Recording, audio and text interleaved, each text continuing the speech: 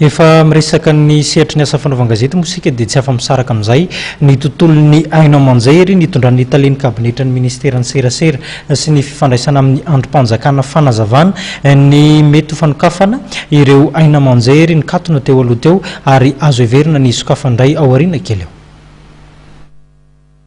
Efa eo an-dalam-pandiniana zany ny ministera mivovoa rehefa misy ary moa ny atao hoe fepetra mielo efa niraisina amin'izany mino fa afaka andro vitsivitsy afaka herinandro vitsivitsy dia efa misy aina aman-jery nakatona isokafandray. Samy manana ny dossier ireo ka samy manana ny dossier dia arakaraka ny dossier ihany no andraisana azy eo ary tsy mitovy daholo tsy hoe nakatona daholo koa ny aina aman-jery rehetra nge fa misy aina aman-jery izay nandray andray hoe zay hikatona aloha zay fa tsy afaka ihany dia reny zany miandry na ny fombafomba sy ny fitsipitsy samihafa eo amin'ny hoe fanokafana azy.